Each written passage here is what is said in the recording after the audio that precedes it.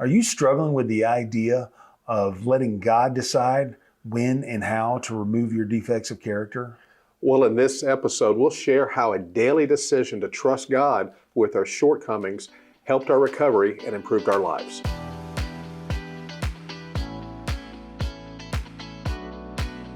Well, it's July 23rd, and it's time for another double shot from My Sober Truth. I say this every day. I love this. I like this whole concept of, we're on a roll here for the last few days. Right. And it's interesting. We get to that point, and the official title of today's reading was, I asked God to decide.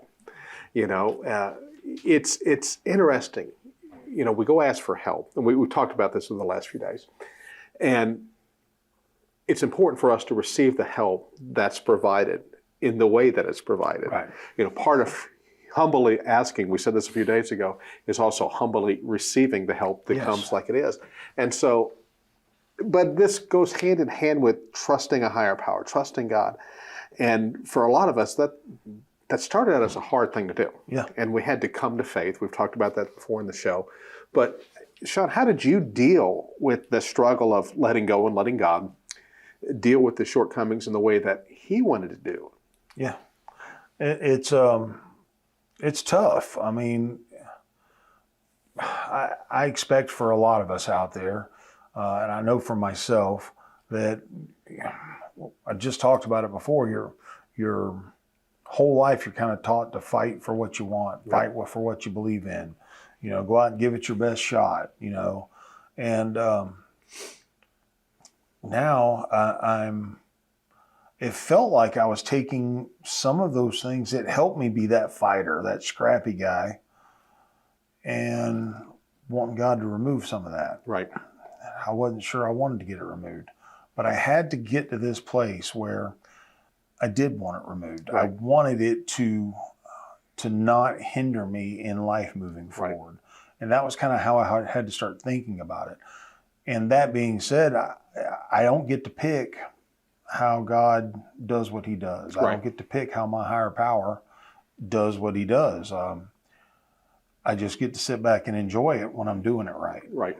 So, well, you made that point, and I thought it was interesting. We want our character defects removed, and we walk into that with a preconceived notion. We want it done this way, this time, this order, but yet, we used to say this when we were in counseling training. That inner healing, that inner change happens. It's almost like peeling the layers of an onion. Absolutely. And if you realize that a lot of our bad habits are built up over time.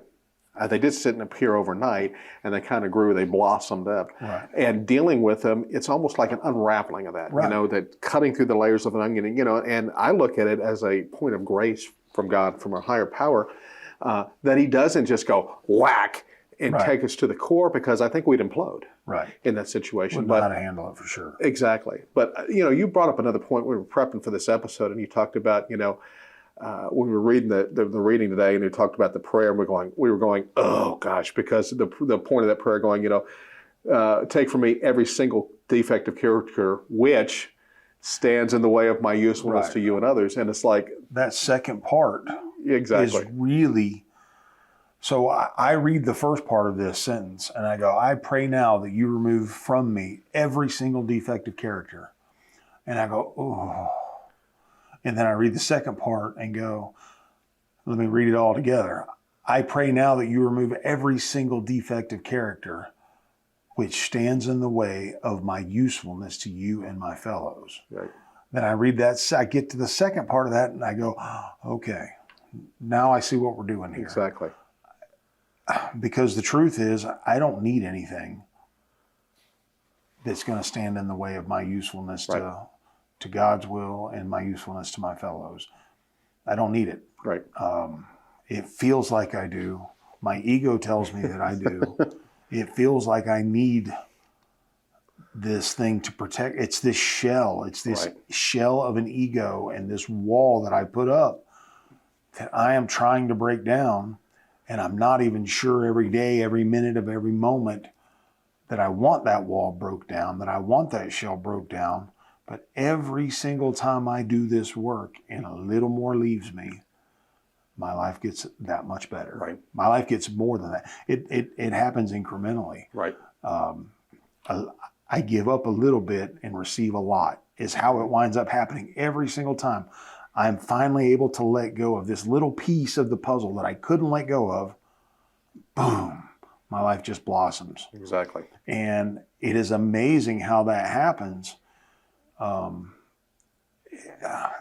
Just new doors continually seem to open. The more I give up, and it just seems so counterintuitive to say this, but the more I give up of trying to put my freaking will into effect, and the more I say, God, this is what I want, and this is why I want it. Right. And I'm going to work for this. Right. And I just put my head down and do the work, and I leave the details to let my higher power work it out. My life blossoms. Right. I just can't even, it's hard to put into words what has happened for me in my life and how far different it was from when I only relied on me. And I wasn't very good to rely on. I only relied on myself, and I wasn't very reliable. So how was that working out for me? Not very well. At 42 years old, wanting to kill myself is how that worked out for me. So now I'm reliable to myself. I can be reliable to my fellows. I can be reliable to the people that I love and the people that love me. But most of all, I believe, and I am no saint. I struggle with this every day. But I am so much more reliable to my higher power than I can't even, than I ever have been, obviously. Right. So it just, I read this and it just, literally, you were just talking about it. I read the first part of that sentence, and went, oh, and then I read the second part. Oh yeah, okay, that's good. That's right. That's what I do. Yeah, exactly. But it goes back to the whole purpose of the reading is trusting God. Yeah, trusting God to deal with your shortcomings in the way that He wants to deal with it, and it's that beautiful unraveling of your life, that beautiful reorganization of your life, so you become useful to Him. You become useful to others. You find that peace, purpose. Contentment that you've been longing for. And it happens in the surrender. It happens in the trust. You know, that cliche, letting go, letting God, it can get empty sounding. Right. But as we put that into practice, right, it can change our lives. Well, whatever I can find to have my heart full of comes to me. Right. Like magnetism. If I can find peace in my heart and love in my heart, peace and love come to me. Right. I was talking about work earlier and how I work in sort of a chaotic environment. But when my heart is filled with peace and love and the want to be of service, that's what comes to me. Gotcha. And it allows me to kind of navigate those situations. And it's not just at work. It allows me to navigate chaotic situations at home. And you know, I'm really good at navigating those situations out in public, kind of like a lot of people that I know are. I have a little tougher time navigating those at home. You know, with the people that you love and the people that you have these intimate relationships with, the closer you get to someone, the easier it is to hurt them or the easier it is for them to hurt you. Right. And that causes some of this chaos. Right. I try not to get too far away from the peace in my heart, so that way I don't have as far to go back whenever I want to get back there. Yeah. And again, it's you know, the fun part of this whole month, the whole part of step 7 is that giving up. Right. I want to get this out of my life. And again, it's just another opportunity to trust. It's another opportunity to lay down our wants, our needs, our desires for greater good in that situation. So as we wrap up today, let's pose a question to our viewers and see how they respond to this. And so guys, I don't know if you struggle with this or not, because it is a struggle for some folks to give up and it's not a struggle for other folks. But if you are struggling with this concept of letting go and letting God, how do you deal with that? Number one. And then what has been the outcome in your life of trusting God to deal with your shortcomings? We'd love to hear what you have to say. We'd like to hear a little bit of your story. Take some time, put your answers down in the comments section below, and you know your answer is going to help someone else on their journey today.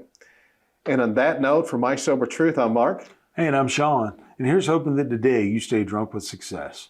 Love y'all. Hey folks, thanks for watching. If you're thirsty for another round, then belly on up to mysobertruth.com and click on the double shot button today. There you'll find the encouragement, inspiration, and support that'll help you stay clean, on track, and prospering in every area of your life. Take a moment to subscribe to this channel, and if you got a minute, stick around. Let's watch another video together.